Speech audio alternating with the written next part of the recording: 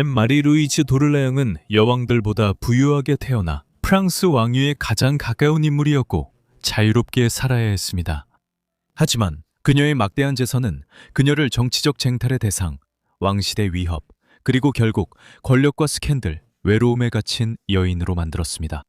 이것은 유럽에서 가장 부유한 상속녀의 비극적인 이야기이며 그녀가 어떻게 고립되고 추방당하고 외롭게 남게 되었는지에 대한 이야기입니다. 안마리 루이즈 도르레앙, 미래의 몽팡시의 공작구이는 1627년 5월 29일 파리 중심부의 루브르 궁전에서 태어났습니다. 그 당시 루브르는 박물관이나 미술관이 아니라 파리 중심부에 위치한 프랑스 왕실의 주요 거주지 중 하나였습니다. 그리고 안마리가 이곳에서 태어난 이유는 그녀 역시 왕족이었기 때문입니다. 그녀의 아버지는 가스통 오를레앙 공작이었다. 그는 프랑스의 앙리 4세의 막내 아들이었는데 앙리 4세는 1589년에 부르봉 왕가를 세우고 1610년 암살당할 때까지 프랑스를 통치했습니다. 따라서 앙마리는 왕의 손녀였고 그녀의 삼촌은 앙리 4세의 장남이자 후계자인 루이 13세 왕이었습니다. 앙마리의 어머니는 몽팡시의 공작부인 마리드 부르봉이었습니다. 그녀는 부르봉 가문의 또 다른 분파 출신이었으며 아버지가 사망한 후 아직 아기였을 때 공작부인이 되었습니다. 마리와 가스톰은 1626년 8월에 결혼했고 그녀는 결혼 후 몇 주 만에 처음으로 임신하게 되었습니다. 안마리는 결국 어머니를 알지 못하게 됩니다. 그녀는 출산 후 병에 걸려 1627년 6월 4일 안마리가 태어난 지 채 일주일도 되지 않아 겨우 21세의 나이로 세상을 떠났습니다. 어머니가 세상을 떠나자 갓 태어난 안마리는 몽팡시에 공작부인이라는 자기와 엄청난 재산을 물려받아 겨우 6날밖에 되지 않은 나이에 프랑스에서 가장 부유한 상속녀 중 한 명이 되었습니다. 안마리의 어린 시절은 복잡했습니다. 안마리는 왕실 공정 안팎에서 자랐지만 그녀의 아버지의 근거지는 파리 남쪽의 오를레앙시에 있었습니다. 첫 번째 아내가 사망한 후 가스통은 재혼하여 왕국에서 가장 큰 재산 중 하나를 상속받을 남자 후계자를 낳을 것으로 기대되었습니다. 하지만 그 대신 그 후 몇 년 동안 그는 로렌의 마르그리트와 관계를 시작했고 그의 형 루이 13세가 결혼을 허락하지 않자 1632년에 몰래 그녀와 결혼했습니다. 당시 프랑스가 로렌과 갈등을 겪고 있었기 때문에 왕은 정치적인 이유로 이 결혼에 반대했습니다. 결혼 소식이 왕실에 전해지자 가스통은 결혼을 무효로 하라는 압력을 받았습니다. 어린 시절 안마리느는 틸르리 궁전에서 가정교사의 보살핌을 받으며 살았고 가정교사는 그녀의 교육을 감독하고 읽기와 쓰기를 가르쳤습니다. 1638년 9월 미래의 루이 14세가 태어났을 때 11살이던 안마리느는 언젠가 그와 결혼하겠다고 선언하며 왕실 궁정의 웃음을 자아내며 아기 루이를 애정어린 마음으로 내 작은 남편이라고 불렀습니다. 하지만 그녀의 발언은 루이 13세와 리슐리우의 추기경 모두에게서 꾸지람을 받게 했습니다. 한편 그녀의 아버지는 다른 야망으로 그녀를 왕족 사촌과 결혼시키려 했지만 결국 아무 일도 없었습니다. 1643년 초여름 가스통은 마침내 사랑하는 마르그리트와 재혼하게 됩니다. 루이 13세는 임종시 오랫동안 반대하던 동생의 결혼을 마침내 허락해 합법화했습니다. 이것은 안마리에게 매우 중요한 일이었습니다. 왜냐하면 그동안 가스통은 살아남은 남자 후계자를 낳지 못했기 때문입니다. 가스통과 마르그리트는 함께 여러 자녀를 두었지만 그들의 자녀들은 한 명의 아들을 제외하고 모두 딸이었습니다. 이 아이가 장가스통 발로아 공작이었습니다. 안타깝게도 그는 1652년 8월 2살의 나이에 심한 설사로 인한 탈수와 기타 합병증으로 사망하게 됩니다. 이로 인해 안마리느는 아버지의 장녀로서 언젠가 그의 광대한 영지와 자기를 물려받게 되었고 유럽에서 가장 혼처로 탐나는 공주 중 한 명이 되었습니다. 하지만 그녀의 행동은 곧 훨씬 더 어두운 길로 이어지게 됩니다. 1652년 8월 그녀의 남동생이 세상을 떠났을 때쯤 안마리느는 프랑스 정치계에서 상당한 명성을 쌓아 올렸습니다. 이것은 나라에서 벌어지고 있던 내전과 관련이 있었습니다. 1643년 5월 로 거슬러 올라가면 안마리느의 4살 밥 먹은 사촌이 아버지의 뒤를 이어 프랑스의 루이 14세 왕이 되었습니다. 그는 너무 어려서 여러 해 동안 통치할 수 없었고 당시 프랑스는 오스트리아와 스페인의 합스부르크 가문과의 30년 전쟁에 휘말려 있었습니다. 전쟁 자금을 마련하기 위해 무거운 세금이 부과되고 효과적인 왕의 부재가 겹치면서 1648년 파리에서 반란이 일어났고 이는 다른 주요 도시로 확산되면서 절정에 달했습니다. 프롱드라고 알려진 이 내전은 5년에 걸쳐 여러 단계로 계속되었습니다. 프롱드 기간 안마리르 반란군 동조 의심으로 악명이 높아졌습니다. 주계 무비닥을 청풍융통 야난들 1호명이 만주게. 하지만 그녀의 충성심은 사람들이 생각한 것보다 훨씬 복잡했습니다. 반란 초기 몇 년 동안 그녀는 보르도에서 반란 지도자들을 공개적으로 지지하며 직접 방문하기도 했습니다. 하지만 이후 그녀는 극적으로 반란 도시와 왕실 정부 사이의 평화 협상에 큰 도움을 주었습니다. 그런데 1652년에 새로운 소요가 발생하자 안마릴은 오를레앙으로 가서 그곳 반란군과 협상을 시도했습니다. 하지만 그녀가 도착했을 때 도시의 문은 잠겨 있었고 당국은 그녀의 입성을 거부했습니다.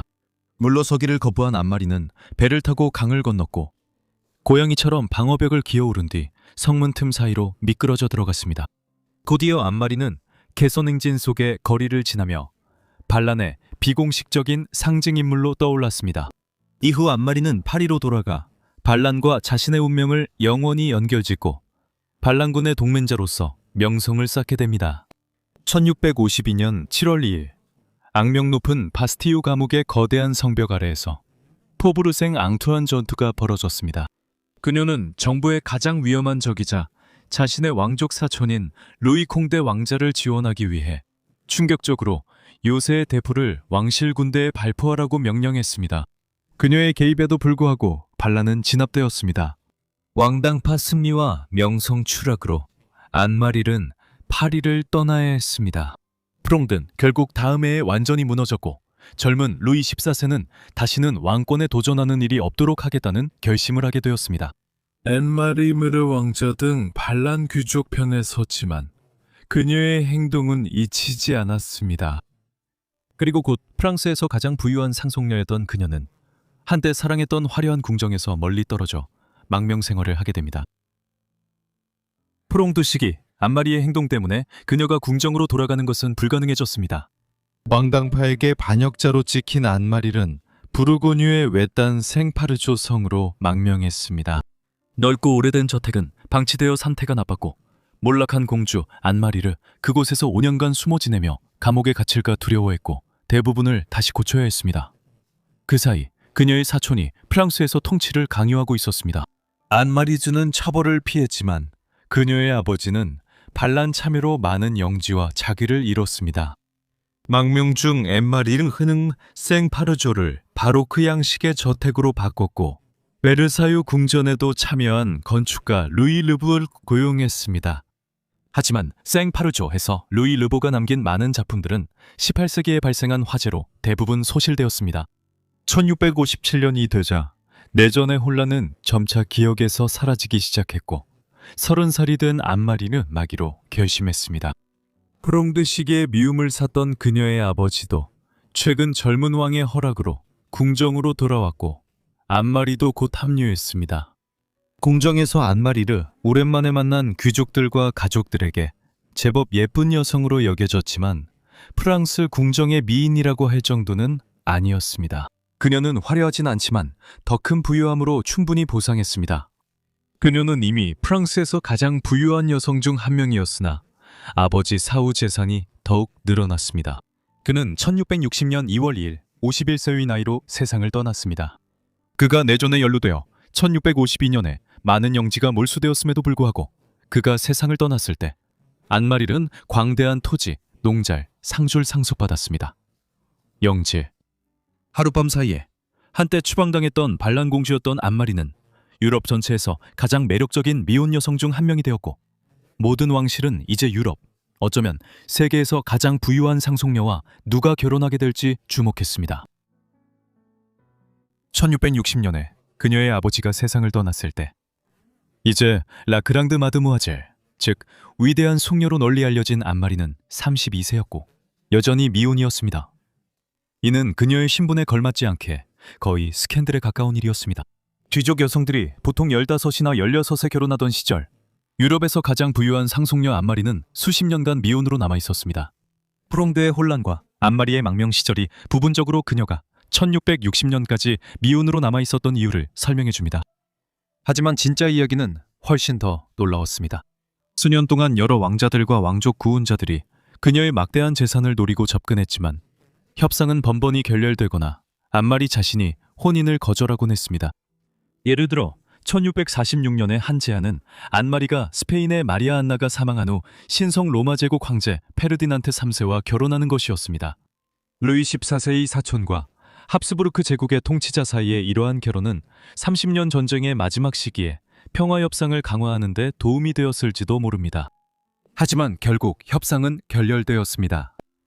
페르디난트는 1648년 마리아 레오폴디네 폰 웨스터라이히와 결혼한 뒤 엘레오노라 곤자가와도 혼인했습니다.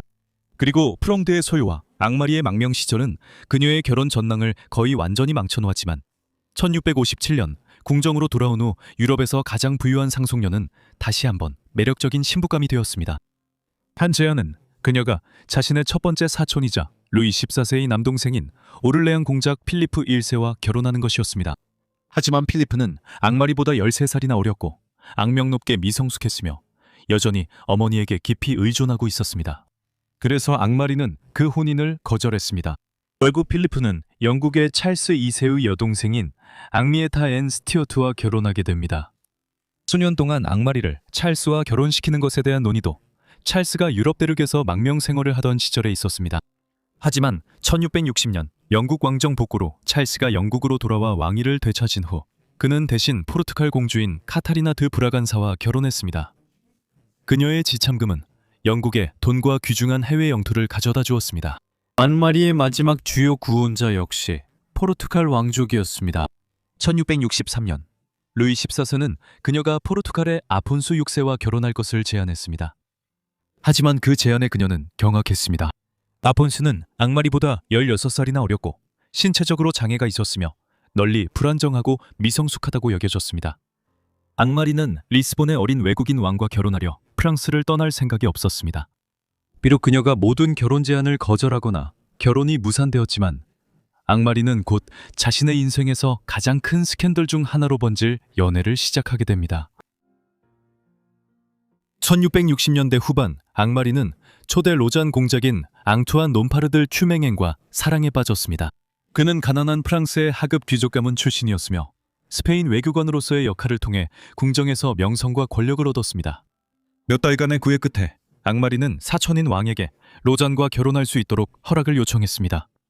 왕실을 놀라게 하며 루이는 처음에는 동의했고 그들은 1670년 12월 파리에서 결혼할 예정이었습니다. 하지만 결혼식이 열리기 며칠 전 왕은 갑자기 자신의 결정을 뒤집었습니다. 이 결혼은 프랑스 왕실 가족들을 분노하게 했습니다. 유럽에서 가장 부유한 상속녀가 신분이 낮다고 여기는 남자와 결혼하려 했기 때문입니다. 게다가 루이의 아내와 오를레앙 공작은 그녀가 결혼하지 않는다면 언젠가 그녀의 재산 대부분을 상속받을 수 있었습니다. 안마리는 결혼식이 취소되자 분노해 몇 주간 사생활의 만모를 중단했습니다. 외부 활동을 중단했습니다. 하지만 더 나쁜 일이 남아 있었습니다. 노장, 신분 차이를 무시하고 결혼하려다 체포되어 감옥에 갇혔습니다. 삼엄한 경비 아래에 갇힌 로장은 여러 번 탈출을 시도했지만 매번 실패했습니다. 세월이 흐르며 로장의 행동이 점점 더 불안정해진다는 보고가 나오기 시작했습니다. 로장의 감방은 엉망이 되었고 그의 수염과 외모도 너무 헝클어져서 일부 사람들은 그가 정신을 잃고 있다고 믿었습니다. 웬마리가 필사적으로 그의 석방을 청원하는 동안 로장은 10년이 넘도록 감옥에 남아 있었습니다. 결국 그녀는 그의 자유를 얻기 위해 막대한 영지와 엄청난 재산을 포기하라는 압력을 받았습니다. 마침내 1681년 로장은 감옥에서 풀려났습니다. 곧 두 사람이 비밀리에 결혼했다는 소문이 퍼졌지만 수년간의 감옥 생활은 그를 완전히 바꿔놓았습니다. 한때 프랑스 궁정을 충격에 빠뜨렸던 그 불같은 사랑은 이제 거의 재만 남았습니다. 10년이 넘는 이별과 쓰라림, 그리고 끝에 그들의 사랑은 사실상 끝나버렸습니다. 1670년대 사건들로 앙마리는 환멸을 느껴 점점 궁정에서 멀리 떨어져 지냈습니다. 파리 외곽에 위치한 또 다른 위대한 왕실 저택인 팔레 디 룩상부르에서 그녀는 1672년 계모 마르그리트 드 로렌이 사망하자 이 저택을 상속받았습니다. 1680년대가 되자 프랑스 공정도 파리를 떠나 루이 14세의 지시에 따라 베르사유로 옮겼습니다. 그랑 마드모아젤은 그곳에서 거의 모습을 드러내지 않았습니다. 대신 그녀는 조용하고 다소 은둔한 말년을 보냈으며 1693년 4월 5일 65세의 나이로 팔레디 룩셈부르에서 생을 마감했습니다. 죽기 얼마 전 로장이 그녀를 만나고 싶다고 요청했지만 자존심 강한 그랑 마드모아젤은 그를 거절했습니다. 그녀의 가장 큰 영지와 토지는 12년 전 공작의 석방을 위해 줄어들었지만 대부분 그녀의 사촌인 오를레앙 공작에게 넘어갔습니다. 그럼에도 불구하고 그녀의 장례식에서 프랑스 궁정 신하이자 회고록 작가인 생시몬 공작은 그녀가 유럽에서 가장 부유한 미혼 공주였다고 말했습니다. 그랑 마드모아젤은 사망한 지 2주 후 파리 외곽의 생드니 대성당에 안장되었습니다. 장례식 도중 끔찍한 사건이 발생했습니다. 근세 프랑스에서는 왕족의 내장을 따로 적출하여 방부 처리하는 것이 전통이었습니다. 이렇게 하면 시신이 더 오랫동안 부패하지 않고 안치될 수 있었습니다. 내장은 항아리에 담아 장례식 때 시신과 함께 매장했습니다. 몬팡시의 공작 부인의 경우 그녀의 내장이 발효되기 시작했고 그것을 담은 항아리가 장례식 도중 폭발하여 압취가 퍼졌고 많은 참석자들이 교회에서 도망쳤습니다. 엄청난 부와 왕족의 혈통, 상상할 수 있는 모든 특권을 가지고 태어났지만 오히려 그녀를 감히 건드릴 수 없게 해줄 듯했던 바로 그 권력과 특권에 삶의 많은 시간을 갖춰 지낸 여성에게는 참으로 비참한 최후였습니다. 앤마리 루이즈 도를레앙, 그랑 마드무아젤 영상을 시청해 주셔서 감사합니다. 흥미로우셨길 바랍니다. 아래 댓글로 여러분의 생각을 알려주시고 혹시 제안하고 싶은 내용이 있다면 역시 댓글로 남겨주세요. 여러분 모두 구독과 알림 설정을 하셔서 제가 영상을 올리자마자 바로 받아보시길 바랍니다. 오늘은 여기까지입니다. 다음 포 같은 라이브즈에서 다시 뵙겠습니다. 감사합니다.